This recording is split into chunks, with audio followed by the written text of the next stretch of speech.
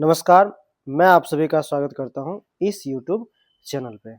अब देखिए पिछले क्लास में जो पढ़ाए थे आपको, वो थे ग्रीक इन्वेजन के बारे में। अब उसमें से थोड़ी सी जिक्र इनके बारे में हुई थी, कौटिल्य के बारे में। अब यहाँ जो है आपको डिटेल्स में पता चलेगा कौटिल्य के बारे में। तो शुरू करते हैं यहाँ पे मौर्य एम्पायर। और मौर्य एम्पायर जो थे, इनके सम्राट थे चंद्रगुप्त मौर्य। ये है चंद्रगुप्त और ये है कौटिल्य, चाणक्य, जो भी बोलिए, देखेंगे एक एक करके। कहता है कि चंद्रगुप्त मौर्य जो थे पहले एम्पायर थे जिसने क्या किया, ये जो मगध एम्पायर थी ये छोटे छोटे टुकड़ों में बटा हुआ था। इसको एक साथ लाने का काम कौन किए? चंद्रगुप्त मौर्य। जैसे ये देखिए कौशला, मगध, ये पूरा मगध में ही आता था। फिर गांधार, अवंतिका, अवंती, तो ये सब क्या थे? छोटे छोटे पार्ट्स में इंडिया में बटे हुए थे। तो इन सारे जगहों को एक एम्पायर में लाए चंद्रगुप्त मौर्य साहब। और इसमें जो हेल्प की गई थी वो थे इस चाणक्य की। इन्होंने ही इसे हेल्प किया था इतने बड़े साम्राज्य बनाने के लिए। देखते हैं एक एक करके।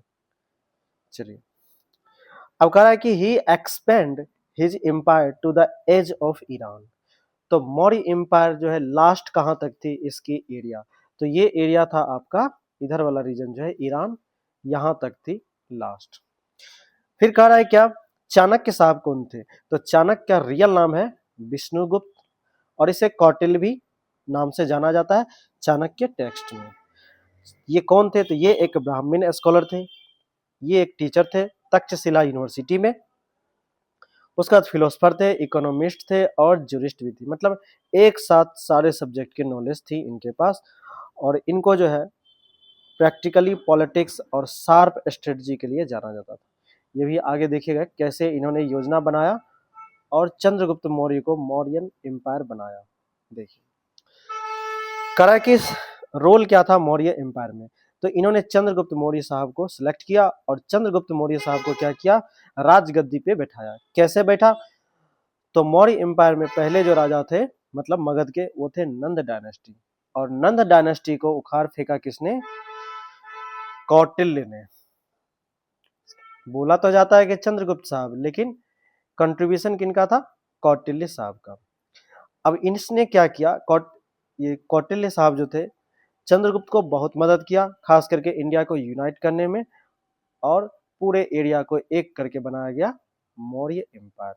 और जब ये मतलब मगध के सम्राट बन गए, उस समय जो है कौटिल्य साहब क्या चीज का रोल करते थे? तो ये उस कोर्ट के प्राइम मिनिस्टर थे और चीफ एडवाइजर थे। मतलब कि राजा को अगर एडमिनिस्ट्रेशन से रिलेटेड कुछ भी एडवाइस देना हो, डिप्लोमेसी से रिलेटेड या मिलिट्री कैंपेन से कुछ भी सलाह लेनी हो, तो राजा या चंद्रगुप्त मौर्य किससे सलाह लेते थे? कौटिल्य या चाणक्य से। इन्होंने एक बहुत फेमस बुक लिखी है, अर्थशास्त्र। तो इंडिया में इकोनॉमिक्स का फादर बोला जाता है इसी को, कौटिल्य को, क्योंकि इन्होंने फर्स्ट टाइम लिखी थी अर्थशास्त्र इकोनॉमिक्स की बुक। अब इस बुक में जो है क्या क्या चीजें लिखी थी, देखिए। स्टेट क्राफ्ट और गवर्नेंस, मतलब स्टेट कैसे चलता है और स्टेट को चलाने के लिए सरकार का क्या क्या रोल है, इन चीजों को लिखे थे इस बुक में। फिर इकोनॉमी और टैक्सेशन, मतलब कि पूरे एरिया से कैसे टैक्स कलेक्ट किया जाएगा और टैक्स कलेक्ट करने से कैसे सम्राट की इकोनॉमी बढ़ेगी, मतलब उस एम्पायर का। फिर उसके बाद जस्टिस एंड लॉ, कानून से रिलेटेड भी चीजें लिखी थी इस बुक में। उसके बाद कैसे किसी कंट्री के साथ वॉर करना है, डिप्लोमेसी कैसे मजबूत करनी है, और एस्पियोनेज, ये सबसे ज्यादा थी। एस्पियोनेज मतलब होता है बदला लेना, तो ये बहुत अच्छे से जानते थे। तो इसलिए इसे बहुत बड़े पॉलिटिशियन भी बोले जाते हैं चाणक्य को। और आज भी जो है, जो मॉडर्न गवर्नमेंट है, वो बहुत हद तक जो है इसी की पॉलिसी को फॉलो करते हैं, चाणक्य की। चलिए अब आगे देखते हैं। कहता है हिस्टोरिकल इंपॉर्टेंस क्या रहा? तो इसे किंग मेकर बोला जाता है। क्यों? क्योंकि इसने नंद डायनेस्टी को खत्म कर दिया पूरी तरह से और चंद्रगुप्त मौर्य का राइज करवाया था, इसलिए इसे किंग मेकर बोला जाता है। और इसे ही first great great Indian political thinker भी बोला जाता है। और किसकी वजह से? तो इसको पॉलिटिकल साइंस और इकोनॉमिक्स की बहुत अच्छी नॉलेज थी, और इसी की वजह से क्या किया, चंद्रगुप्त मौर्य को किंग बनाया, इसलिए इसे किंग मेकर बोलते हैं। फिर है कि जूनागढ़ इंस्क्रिप्शन और पुष्यमित्र। अब देखिए जूनागढ़ कहाँ पे, ये आपको गुजरात में पड़ता है, गिरनार जगह है। तो जूनागढ़ रॉक इंस्क्रिप्शन, इंस्क्रिप्शन का क्या मतलब होता है, जैसे मान लीजिए उस समय राजा को अगर कुछ संदेश देना होता था वहां के लोगों को, तो क्या किया, स्टोन पे जो है सारी बातें लिख के, जैसे मान लीजिए ये स्टोन लिए, अब इस पे जो है अपने आदेश जो भी है, कायदे कानून, सारी चीजों को लिख के और कहीं पे सिचुएटेड कर दिया उस एरिया में। तो क्या होता था, लोग पढ़ के राजा का संदेश समझ जाते थे, ये थी इंस्क्रिप्शन। तो ऐसे इंस्क्रिप्शन बहुत सारी मिली है। तो इंस्क्रिप्शन का मतलब होता है कि हमें आर्कियोलॉजिकल एविडेंस मिली है। अब देखिए जूनागढ़ रॉक इंस्क्रिप्शन, चलिए ये इरेज कर देते हैं। ऐसे जिसको ये नोट्स चाहिए, आप कमेंट बॉक्स में अपना मेल आईडी या मैसेज कुछ भी करेंगे व्हाट्सएप, तो मैं आपको ये भेज दूंगा पीडीएफ। चलिए अब देखते हैं। तो जूनागढ़ रॉक इंस्क्रिप्शन जो है वो थी ये Junagadh rock inscription of Rudraman first. अब इसमें जो क्या चीज को रिकॉर्ड किया गया था, इसमें रिकॉर्ड किया गया था सुदर्शन लेक और डैम के बारे में जिक्र किया गया कि सुदर्शन लेक और डैम जो है इसको सबसे पहले किसने बनवाया था, पुष्यगुप्त। तो पुष्यगुप्त जो थे ये कौन थे, ये एक वैश्य जाति के थे और ये गवर्नर थे किसके कोर्ट में, मतलब किसके एम्पायर में, तो चंद्रगुप्त मौर्य के एम्पायर में ये गवर्नर थे पुष्यगुप्त। और कह रहा है कि ये जो डैम है, कौन सा सुदर्शन डैम या लेक बोलिए, ये कहाँ पे अभी सिचुएटेड है, ये आपका गुजरात में सिचुएटेड है। तो इससे क्या पता चलता है कि मौर्य एम्पायर का जो स्प्रेडिंग था, जो फैलाव था, वो वेस्टर्न इंडिया तक था। तो ये सौराष्ट्र जो जगह है गुजरात में, वहाँ के आसपास ये सुदर्शन लेक और डैम है, बहुत फेमस है, टूरिस्ट पैलेस भी है, जाकर देख सकते हैं हम। अब कह रहा है कि इससे क्या पता चला, तो चंद्रगुप्त मौर्य का जो है कहाँ तक एक्सटेंशन हुआ। अब आगे देखते हैं। कहता है कि चंद्रगुप्त और सेलेकस, पिछली अगर आप देखे होंगे वीडियो, नहीं देखे तो प्लीज देख लीजिए। आपको मैंने वहां पे बताया था अलेक्जेंडर के बारे में। अलेक्जेंडर जो था पर्सिया एम्पायर का किंग था। इसके बाद जो राजा आए, जो फेमस राजा थे, वो तो सेलेकस फर्स्ट निकेटर। इनकी और चंद्रगुप्त की लड़ाई हुई थी 305 बीसी के आसपास। अब इस समय क्या हुआ था, चंद्रगुप्त साहब ने हरा दिया था इसको, सेलेकस निकेटर को, ठीक है। और जो अफगानिस्तान की बहुत सारी टेरिटरीज थी, इसको अपने में मिला लिया। फिर एक है मुद्रा राक्षस और चंद्रगुप्त इमेज। मुद्रा राक्षस जो है एक बुक है, तो इस बुक को लिखा किसने है, विशाख दत्त ने। इसमें किस चीज का जिक्र है, तो नंद को जो है, नंद डायनेस्टी को राजगद्दी से हटा दिया गया और चंद्रगुप्त को कैसे गद्दी पे बैठाया गया, इन सारी चीजों का जिक्र है किसमें, मुद्रा राक्षस बुक में। इसको लिखा किसने है, विशाख दत्त ने। अब है कि चंद्रगुप्त साहब का इमेज कैसा था, तो इस बुक में दिखाया गया है कि it emphasizes Chanakya diplomacy and intrigue in establishing Mauryan rule. इसमें यह दिखाया गया कि चाणक्य की डिप्लोमेसी कैसी थी और कैसे जो है मौर्यन ये जो थे चंद्रगुप्त साहब को कैसे राजा बना, इसी चीज के बारे में जिक्र करते हैं। अब क्या क्या है इसमें देखते हैं। अब देखिए इस बुक में बहुत सारी चीजें यूज की है, जैसे ब्रिसाला और कुलहीन। तो मुद्रा राक्षस के अनुसार चंद्रगुप्त को क्या बोला गया, ब्रिसाला या कुलहीन, मतलब कि ये नीची जाति के थे, इसका मतलब ये होता है। फिर है कि विशाख दत्त ने एक और बुक लिखा है जिसका नाम है देवी चंद्र गुप्तम। अब इसमें किसके बारे में लिखा है, तो ये लिखे हैं चंद्रगुप्त सेकेंड। अब देखिए चंद्रगुप्त सेकेंड जो है ये मौर्य एम्पायर नहीं था, क्योंकि यहां से चालू हुई थी आपकी गुप्ता डायनेस्टी। तो ये कंफ्यूज मत करिएगा। चंद्रगुप्त टू जो थे ये कौन थे, तो गुप्ता डायनेस्टी वाले लोग थे, और इस चीज का जिक्र है देवी चंद्र गुप्तम बुक में। इसको भी लिखा है विशाख दत्त ने। इस टॉपिक से बहुत सारे क्वेश्चंस रहते हैं, इसलिए ध्यान से पढ़ना चाहिए। चलिए आगे देखते हैं। कहता है कि चंद्रगुप्त मौर्य जो है, इनका जो है अलग अलग नाम था। जैसे ग्रीक सोर्स बताते हैं, मतलब जो ग्रीक्स लोग यहाँ पे आए थे उन्होंने अलग अलग नाम से बोला इनको, जैसे सैंड्रोकोटोस और एंड्रोकोटोस। तो ये इसका नाम जो है किसने रखा था, विलियम जोन्स ने, लेट 18th सेंचुरी में। चलो अब एक चीज और इसमें है जैसे कि इस ये जो आपका देवी चंद्रगुप्तम है, इस बुक में थोड़ा सा ये बताया है कि चंद्रगुप्त टू जो थे वो साका रूलर को मार दिया और उसके भाई रामगुप्ता को भी मार दिए थे, क्योंकि उनकी एक पत्नी थी ध्रुवा देवी, इसको बचाने के लिए। एक लाइन का है, देख सकते हैं नहीं भी।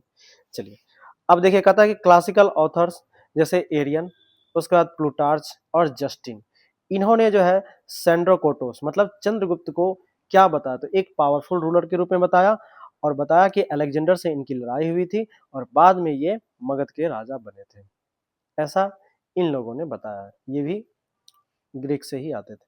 फिर करा कि ग्रीक नेम्स ऑफ बिंदुसारा, तो चंद्रगुप्त मौर्य का जो बेटा था उनका नाम था बिंदुसारा।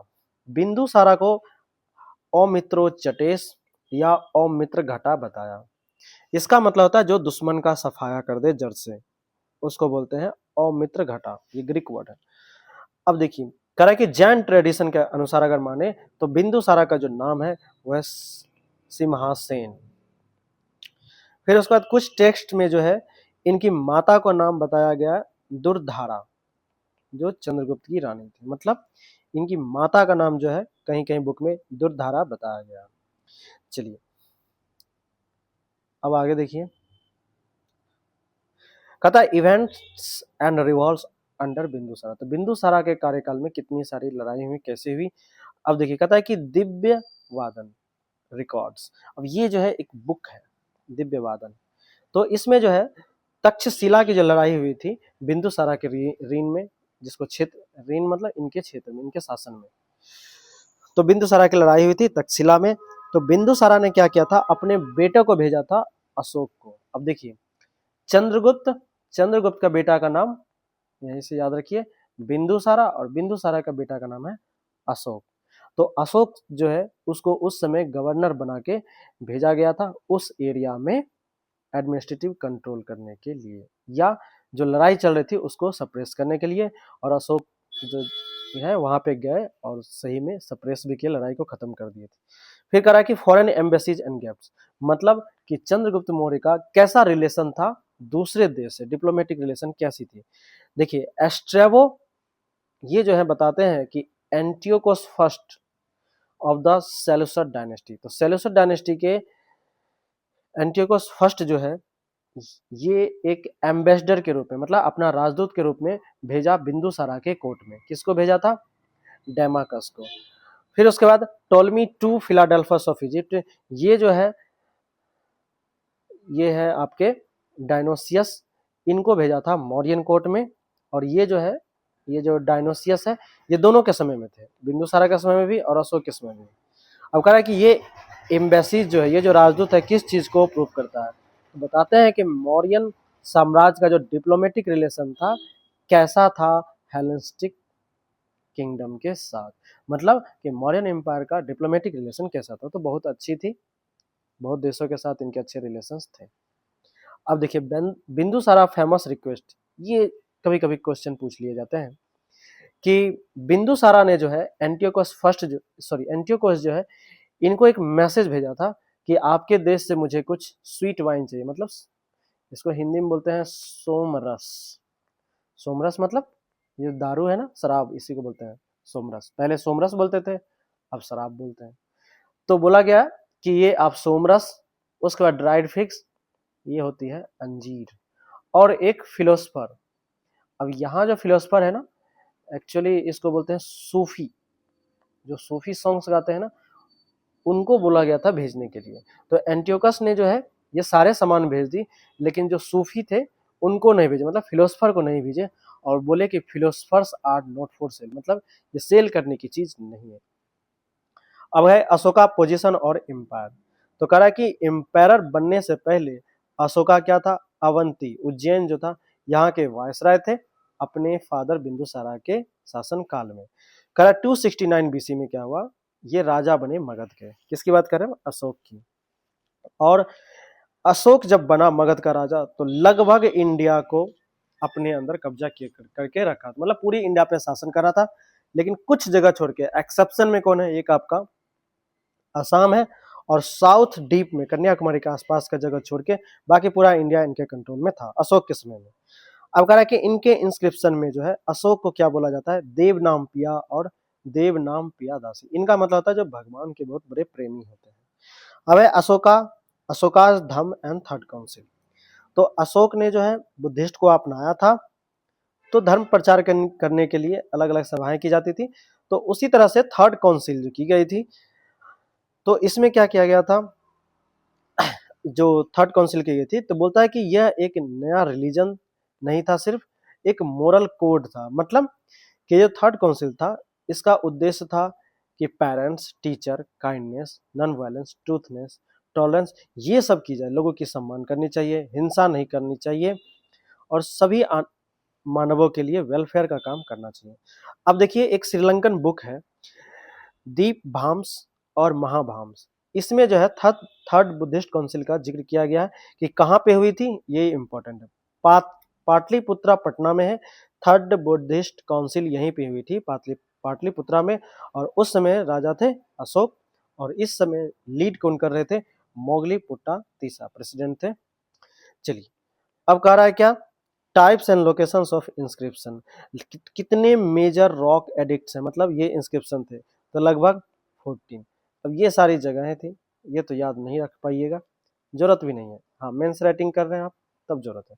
अब कह रहा है कि लैंग्वेज क्या थी, जो इंस्क्रिप्शन लिखी जाती थी अशोक के समय या मौर्यन एम्पायर के समय, तो ज्यादातर प्राकृत लैंग्वेज में लिखी जाती थी। और प्राकृत लैंग्वेज का जो स्क्रिप्ट होता है उसे बोलते हैं ब्राह्मी स्क्रिप्ट। फिर नॉर्थ वेस्टर्न रिकॉर्ड जो था ख्रोस्ती लैंग्वेज में था। आपको याद होगा पिछले वीडियो में मैंने बताया पर्शियन लैंग्वेज ये थी, जो पर्शियन इंडिया आए थे तो ख्रोस्ती स्क्रिप्ट का जन्म हुआ था। और ये ड्राइव कहाँ से की गई थी, अरामिक से। अरामिक स्क्रिप्ट कहाँ पे चलती है, तो पर्शिया के ब्यूरो से, मैंने पिछले क्लास में बताया, आप देख सकते हैं। चलिए फिर उसके बाद कह रहा है क्या, कांधार इंस्क्रिप्शन जो था ये अरामिक शब्द में लिखी हुई थी। फिर है ऑफिशियल्स एंड मर्चेंट कन्वर्ट। अब देखिए अलग अलग ऑफिसर्स थे किसके, मौर्यन एम्पायर में। जैसे युक्ताज, युक्ताज का मतलब होता था डिस्ट्रिक्ट ऑफिसर, मतलब जिले में जो रेवेन्यू कलेक्ट करता था, टैक्स कलेक्ट करता था, उस ऑफिसर को क्या बोलते थे, युक्ताज। फिर है राजुकास। राजुकास क्या होते थे, ये ग्रामीण ऑफिसर होते थे, लैंड सर्वेयर्स होते थे, जुडिशियल पावर्स होते थे, मतलब कि गांव में जो देखभाल होती थी चीजों की, कानून व्यवस्था, ये सब थे राजुकास के पास। फिर है प्रादेशिका, ये प्रोविंस में ऑफिसर होते थे, स्टेट में। और डिविजनल जैसे कमिश्नर होती थी, मतलब स्टेट को अलग अलग कमिश्नरी में बांट दिया जाता था। फिर है कि सार्थवाह। अब ये कौन था, ये थे caravan leader of merchants important for long distance trade, जैसे ट्रेड से रिलेटेड जो थी उनके ऑफिसर थे सार्थवाह। चलिए अब आगे देखिए, कहता है कि दो मेजर इंडियन रूलर्स हुए मौर्यन, मतलब मगध में। एक था आपका चंद्रगुप्त और दूसरा कौन था, चंद्रगुप्त फर्स्ट। अब ये क्या कनेक्शन है, तो चंद्रगुप्त मौर्य साहब थे, और चंद्रगुप्त फर्स्ट जो थे जिसने गुप्ता एम्पायर का फाउंडेशन रखी थी। ठीक है, देखते हैं। अब देखिए चंद्रगुप्त साहब जो चंद्रगुप्त मौर्य हैं, इन्होंने मौर्यन एम्पायर का मतलब फाउंडर थे मौर्यन एम्पायर का। इनका बेटा का नाम था बिंदुसारा, और बिंदुसारा का बेटा फेमस था अशोक। फिर उसके बाद इधर आ जाइए, चंद्रगुप्त फर्स्ट का जो फाउंडर था, मतलब चंद्रगुप्त फर्स्ट जो थे वो गुप्ता एम्पायर को फाउंडेशन किए थे, और इनका बेटा का नाम था समुद्रगुप्त। और फिर समुद्रगुप्त के बाद कौन आया, चंद्रगुप्त टू, और इसका फेमस नाम है विक्रमादित्य, नाम सुने होंगे। अब देखिए कह रहा है कि अशोक साहब ने बहुत सारे पिलर पे इंस्क्रिप्शन करवाए, मतलब एक लंबा सा देखिए, जैसे ये पिलर है आपका, और इस पे भी इंस्क्रिप्शन किए थे। तो एक पिलर है सारनाथ पिलर, ठीक है, सारनाथ जगह है, तो सारनाथ पिलर और एम्बलम देखते हैं। तो एम्पायर राजा अशोक ये जो थे एक पॉलिश्ड स्टोन पिलर बनवाए थे सारनाथ में। अब सारनाथ में जो ये पिलर बनवाए थे, इसमें क्या था, तो इसके हेड पे देखिए 4 शेर है ना। तो ये बैक टू बैक थे, मतलब सिर एक दूसरे का सबसे जुड़ा हुआ था, और ये आपके 4 मुंह वाले शेर थे।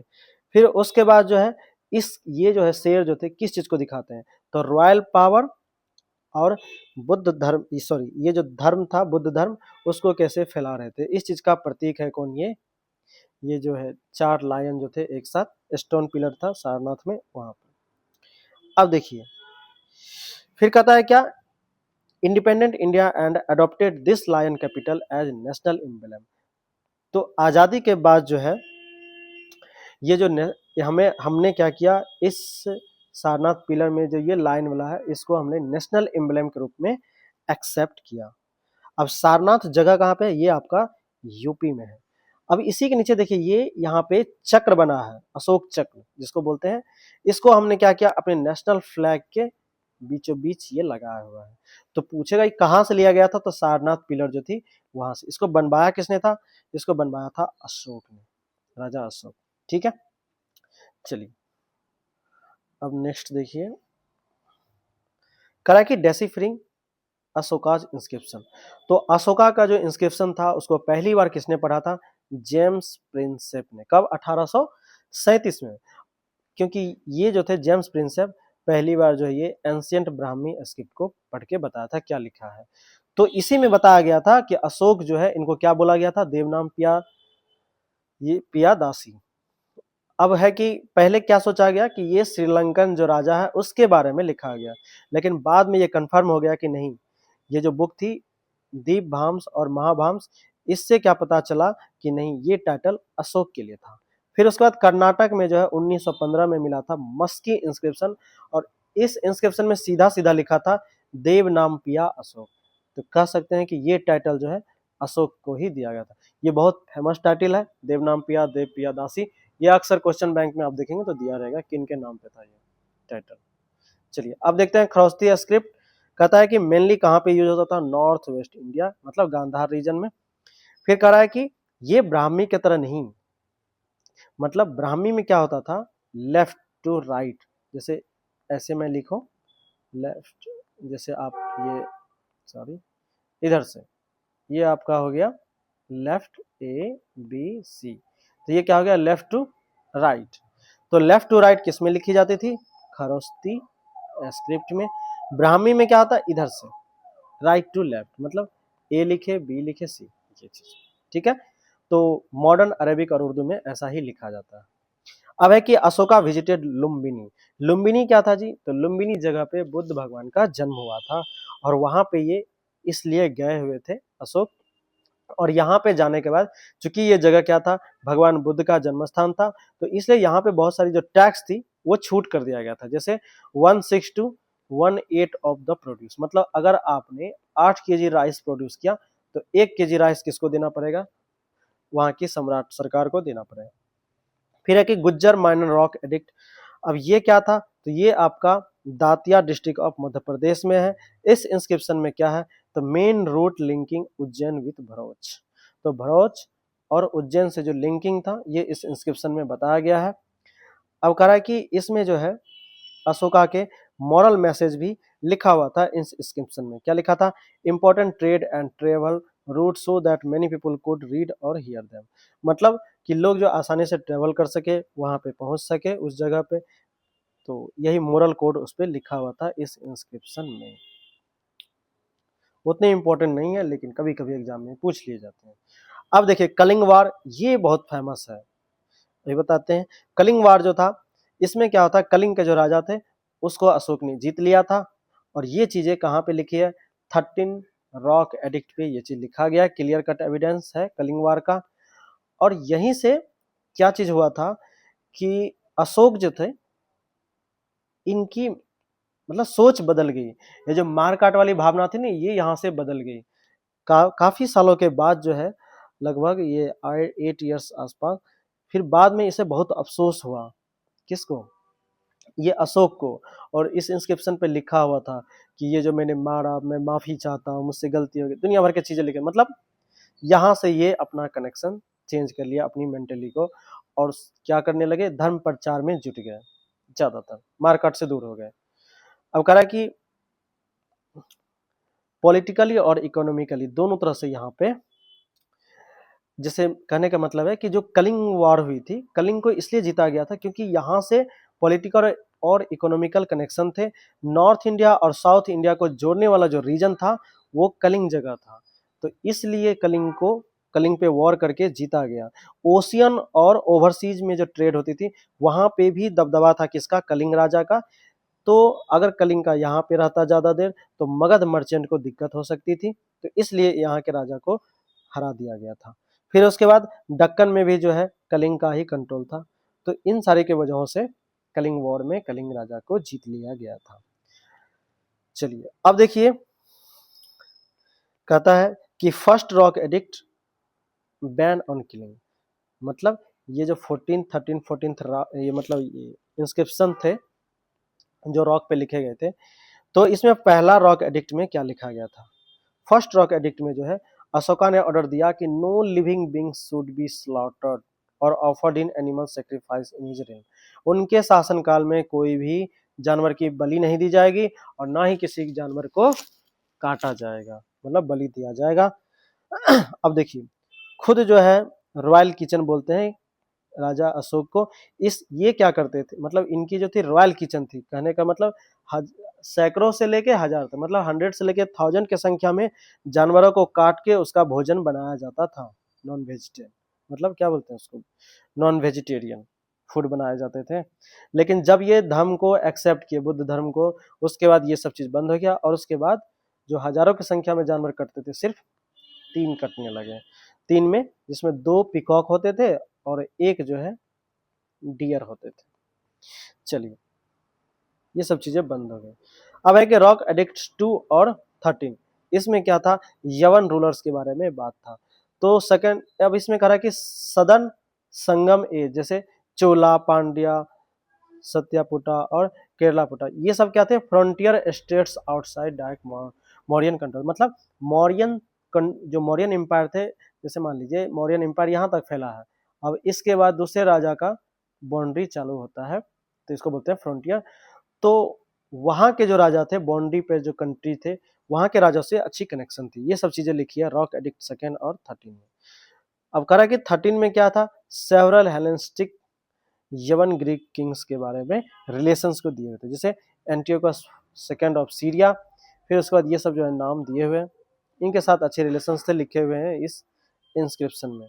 अब देखिए फेमाइन रिकॉर्ड्स, सोहगर और महास्तन। अब ये क्या है, तो कॉपर प्लेट मिला था एविडेंस में, जिस उसमें ये रिकॉर्ड था कि सोहगर प्लेट जो है ये मौर्यन एम्पायर का है, और इसमें क्या था कि राजा ने आदेश दिया था कि स्टोरेज ऑफ फूड ग्रेन्स, मतलब कि फूड ग्रेन्स को स्टोरेज करके रखो, क्योंकि अगर मान लो कोई फेमाइन आ गई, आपदा आ गई, तो उस समय उस ग्रेन्स का यूज किया जाएगा।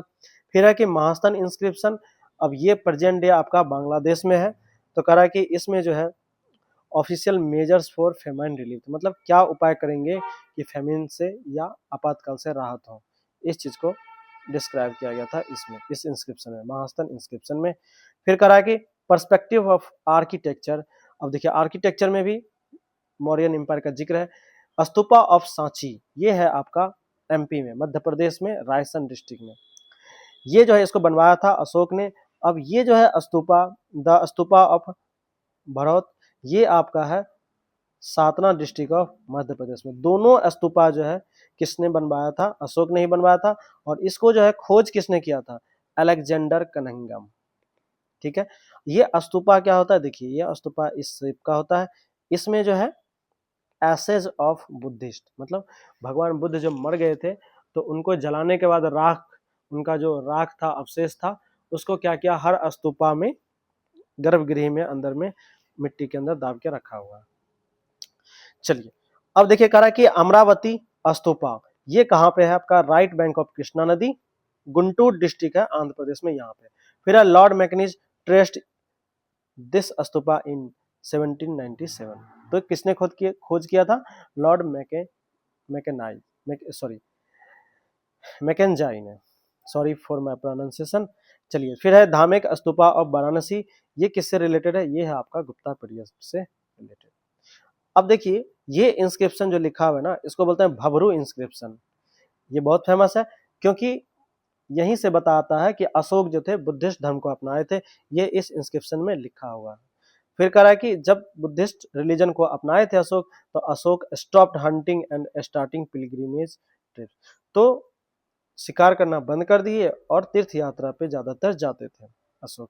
फिर कह रहा है कि पहले उसने कहाँ गया था, बौद्ध गया, और कहाँ कहाँ गए थे, तो लुम्बिनी, कपिलवस्तु, सारनाथ और कुशीनगर गए थे, और श्रावस्ती भी गए थे। अब कह रहा है कि 5 प्रोविंस थे मौर्यन एम्पायर में, जिसको अशोका ने फाउंड किया था, मतलब अशोका इंस्क्रिप्शन में पाया गया ये चीज फाउंड नहीं किए थे, उनके इंस्क्रिप्शन में पाए। जैसे उत्तर पथ का राजधानी थी तक्षशिला, अवंतीरथ उज्जैनी, कलिंगा तोसली, दक्षिण पथ सुवर्णागिरी और प्राच्यपथ पाटलिपुत्रा। ये 5 प्रोविंस थे जिनकी राजधानी दिए हुए।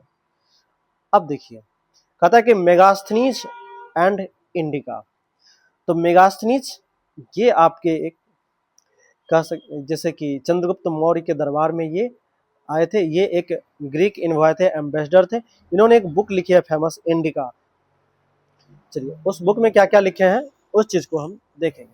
तो मेगास्थनीज क्या था, ग्रीक इन्वॉय था सेलेकस निकेटर का, मतलब सेलेकस निकेटर जो राजा था उसका ये एम्बेसडर था, राजदूत। अब कह रहा है कि ये कई सालों तक चंद्रगुप्त मौर्य के दरबार में रहे और जो बुक लिखी इंडिका, कह रहा है कि इसने क्या चीज की प्रशंसा की है बुक में भी, कि पाटलिपुत्रा जो पटना में है ये बहुत बड़ा था, वेल प्लान कैपिटल था, और चंद्रगुप्त का जो है यहाँ साम्राज्य का बहुत बड़ा शासन कंट्रोल था और बहुत बड़ी यहाँ पे आर्मी भी थी। फिर कह रहा है म्युनिसिपल एडमिनिस्ट्रेशन ऑफ पाटलिपुत्रा कैसी थी, तो मेगास्थनीज ने बताया कि पाटलिपुत्रा सिटी जो है इसकी एडमिनिस्ट्रेशन व्यवस्था बहुत अच्छी थी। कैसे थी, 13 काउंसिल ऑफ मेंबर्स था जिसको 6 कमेटी में बांटा गया था और हर कमेटी में 5 मेंबर थे। ये क्या क्या चीज को देखते थे, तो सिविल फंक्शन जैसे industry, foreigners, registration, trade etc को देखते थे। और टाउन ऑफिशियल मतलब जो सिटी मजिस्ट्रेट होते थे इसको बोलते थे एस्टिनोमोई। ये एक ग्रीक वर्ड है इसलिए आपको थोड़ा अटपटा लग रहा होगा सुनने में। चलिए अब कह रहा है कि मेगास्थनीज के अनुसार कह रहा है कि इंडियन सोसाइटी को 7 ग्रुप में बांटा गया था, philosophers, farmers, herdsmen, artisan, soldiers, overseer, spice spice और काउंसलर्स। अब देखिए मौर्य एम्पायर और उसका कल्चर तो कहां तक फैला था, नॉर्थ वेस्ट ईरान अफगानिस्तान तक फैला हुआ था। फिर गैंगस्टिक प्लेन में आएंगे तो ये आपका कर्नाटक तक फैला हुआ था मौर्यन एम्पायर। कह रहा है कि मौर्यन रूलर जो थे आर्किटेक्चर के बहुत बड़े पैट्रोनाइज थे, मतलब संरक्षक थे।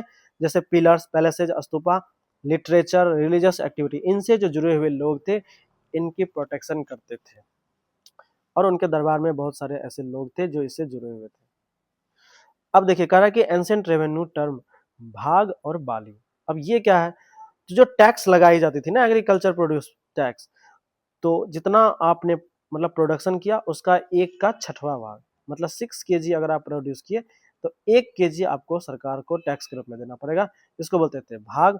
और बाली क्या था, ये अलग तरह का टैक्स था, एस्टेट में लगाई जाती थी। तो दोनों रेवेन्यू जो है मौर्य एम्पायर के लिए रेवेन्यू का काम करती थी। फिर है कि Maurya administration society and later law. तो देखिए एग्रोनोमी, ये एग्रोनोमी क्या थी, तो डिस्ट्रिक्ट ऑफिसर थे जो रूरल एरियाज और रेवेन्यू को देखते थे। फिर था शुल्क अध्यक्ष, ये क्या करते थे, तो ट्रेड सर्विस रिलेटेड जो है कस्टम रिलेटेड चीजों को देखते थे। फिर है कि आक्र अध्यक्ष, ये जो है माइंस और मिनरल रिसोर्स को देखते थे। सीता अध्यक्ष को किसको देखते थे, लैंड टैक्स। फिर उसके बाद रॉयल लैंड्स, मतलब जो जमीन सीधे राजा के कंट्रोल में थे उसको सीत बोलते थे, तो उसके अधिकारी को बोलते थे सीता अध्यक्ष। फिर है कि समाहर्ता, ये जो थे चीफ रेवेन्यू ऑफिसर थे सेंटर में, इनका काम था सारे टैक्सों को कलेक्ट करना। फिर है डिफेंस, ट्रेड और सिटी कंट्रोल। अब ये कैसा था, तो देखिए अंतपाल जो थे ये फ्रंटियर फोर्ट्स और बॉर्डर सिक्योरिटी होती थी, मतलब बॉर्डर पे इनका काम होता था। फिर है कि प्रादेश या प्रादेशिका, ये प्रोविंस में बहुत बड़े एडमिनिस्ट्रेटर होते थे। फिर है कि पोटाध्यक्ष, पोटाध्यक्ष ये जो है आपका वेट और मेजर को देखते थे, मतलब मापतोल की चीजों को। फिर है कि पान्याध्यक्ष, ये कॉमर्स डिपार्टमेंट को देखते थे। फिर है कि सुनाध्यक्ष, ये आपके स्लॉटर हाउस को देखते थे, देखिए कि मवेशियों को काटा नहीं जाए, इस चीजों को सुपरविजन में रखते थे। फिर है कि अगर कोई जैसे सड़क पे कचरा फेंक दिया, गंदगी फैला दी, पानी फेंक दिया, तो इसके लिए जो है टैक्स लगाए जाते थे और इस टैक्स को बोलते थे पांको डाका सानिरोध, पांको डाका सानिरोध। चलिए अब देखिए courts, municipalities and village panchayat में भी देखते हैं। तो कह रहा है क्या, अर्थशास्त्र में इस चीज का जिक्र किया गया कि 2 तरह के कोर्ट होते थे, एक था धर्माष्टिया, ये जो है सिविल डिस्प्यूट्स को देखते थे, और एक था कंटकासोधना, ये जो है क्रिमिनल केसेज और पब्लिक ऑर्डर को देखते थे। टाउन जो है किसके द्वारा चलाए जाते थे, म्युनिसिपल बॉडीज के द्वारा, और म्युनिसिपल बॉडीज के जो हेड होते थे उसको होते थे नगरक या प्रमुख, और ये जो है रिस्पॉन्सिबल होते थे किस चीज के लिए, अर्बन एडमिनिस्ट्रेशन के लिए। चलिए अब देखिए करा कि मेगास्थनीज ने पाटलिपुत्रा को क्या बोला, तो बोला कि म्युनिसिपल काउंसिल जो 13 मेंबर्स का और ये 6 कमेटी में बांटा गया है। अब करा कि एक कमेटी 6 कमेटी में जो एक कमेटी है वो क्या करेगा, रजिस्टर करेगा बर्थ और डेथ का, मतलब कि जन्म कितना लिया, मृत्यु कितना लिया, इस चीज को देखेगा एक कमेटी। और ये जो है आज भी म्युनिसिपैलिटी के द्वारा ही ये सब सारी चीजें की जाती है, बर्थ डेथ सारी चीजें का। चलो अब देखिए कह रहा है क्या कि विलेज लेवल पे जो है लोकल अफेयर्स को जो देखते थे, जैसे पंचायत, तो पंचायत के पास पूरी पावर थी उस समय, अब तो नहीं है, लोगों को पता ही नहीं है कि पंचायत की पावर क्या होती है। तो पंचायत में लोकल अफेयर्स को जो है सारी चीजों को, विलेज मतलब विलेज से रिलेटेड कुछ भी अगर प्रॉब्लम्स हो तो पूरी पावर थी किसके पास, पंचायत के पास। मतलब पंचायत को पूरी तरह से सेल्फ गवर्नमेंट रखा गया था इनके शासनकाल में, मौर्य एम्पायर में। अब है कि फैमिली लॉ एंड डाइवोर्स, इसमें भी देखिए कहता है कि अर्थशास्त्र की अगर माने तो कह रहा है कि एक वाइफ को जो है छोड़ा जा सकता है, अगर मतलब a wife deserted for a long time, मतलब पत्नी को छोड़ा जा सकता है कब, अगर उसका पति परमानेंट विदेश में रह गया हो, या जो है मतलब डिजेबल्ड हो, अपंग हो।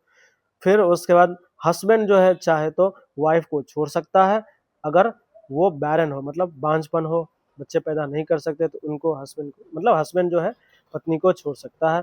फिर था मॉरियन लीगल थॉट के अनुसार कि marriage was contract with rights for both sides, मतलब कि पुरुष जो शादी करता था स्त्री से वो एक कॉन्ट्रैक्ट था, और स्त्री जो पुरुष से शादी करती थी वो भी एक कॉन्ट्रैक्ट था, मतलब नॉट एब्सोल्युटली अनब्रेकेबल। अब देखिए मनुस्मृति के अनुसार कह रहा है क्या कि विडोज एंड फॉलन क्षत्रिय, मनुस्मृति को जला दिए थे, पता होगा आप लोग को, अम्बेडकर साहब। और ऐसे भी मनुस्मृति को पढ़ने, सॉरी छोड़िए ये हमारे सिलेबस का तो नहीं है, इस पर बहस नहीं करना चाहिए। मनुस्मृति में क्या कहा गया कि widower could remarry after his wife death, कि जिस लड़के की पत्नी मर गई है वो चाहे तो दोबारा शादी कर सकता है, लेकिन जिस लड़की का पति मर गया हो वो लड़की दोबारा शादी नहीं कर सकता है। मतलब पुरुष और महिलाओं के लिए अलग अलग कानून थे। अब कह रहा है कि फॉरेन रूलिंग ग्रुप्स लाइक जैसे साकाज, कुषाण, सुनास और प्रतिहार, ये जो है ये जो ब्राह्मणिकल रिचुअल्स थे इनको नहीं मानते थे, तो बोला गया कि ये है फॉलन क्षत्रिय, मतलब डिग्रेडेड वॉरियर्स हैं। फिर है कि मौर्यन एम्पायर जो है ended with its last ruler, मतलब मौर्य एम्पायर का लास्ट राजा जो था वो था बृहद्रथ, और इसका जो है मर्डर कर दिया गया था 184 बीसी में, किसके शासनकाल में, तो खुद ये राजा थे बृहद्रथ, लेकिन इनका जो मृत्यु किया गया था इन्हीं के मिलिट्री परेड में इसके कमांडर पुष्यमित्र सुंग के द्वारा, और यही पुष्यमित्र जो है बाद में सुंग डायनेस्टी का निर्माण करेंगे। अब पुष्यमित्र जो है अश्वमेध यज्ञ किए थे, और ये अश्वमेध यज्ञ जो है किसके मतलब गाइडेंस में, तो वो थे पतंजलि जो सबसे पहले ग्रामर की बुक लिखी है व्याकरण, ये आप सुने होंगे। चलिए अब देखिए करा कि ये जो सुंग डायनेस्टी थे इनको भी मार दिया गया था, किसके द्वारा, तो देवभूति के द्वारा, जो एक इसी के मिनिस्टर जो है, मतलब ऐसे समझिए जैसे सुंग dynasty itself ended when it's last king Devabhuti was killed in a place conspiracy by his ministers Vasudeva. तो शुरू से ही देखेंगे कि जो भी राजा है उन्हीं के कमांडर या मिनिस्टर क्या करेंगे, उनको मार देंगे। इसी तरह से जो है इनको भी मार दिया गया था वसुदेव के द्वारा, और वसुदेव जो है फिर कानवा डायनेस्टी का शुरुआत करेंगे, और बाद में जो है वायुप्राण में जो है लास्ट कानवा रूलर जो है सुशर्मा को बताया गया है। चलिए और फिर जो है इसको भी मार दिया गया था किसके द्वारा, अंधरन सर्वेंट सुमुख द्वारा, ठीक है। और ये जो है बाद में सातवाहन जो है डायनेस्टी का शुरुआत किए थे, और इस तरह से फिर कानवा रूलर समाप्त हो गए थे। चलिए आगे देखते हैं, तो ये यहीं तक है। अच्छा अगर आप लोग को लूसेंट फेमस बुक है, लूसेंट बुक की चाहे आपको जीके की जरूरत हो, साइंस की जरूरत हो, या इनका कोई भी चीज़ को मैं अच्छे से इसे समझा के यूट्यूब पे डालूँ, अगर जरूरत हो तो प्लीज़ कमेंट बॉक्स में बोलिएगा। अगर आपको वीडियो अच्छा लग रहा है तो प्लीज़ लाइक शेयर और सब्सक्राइब कर दीजिए। धन्यवाद।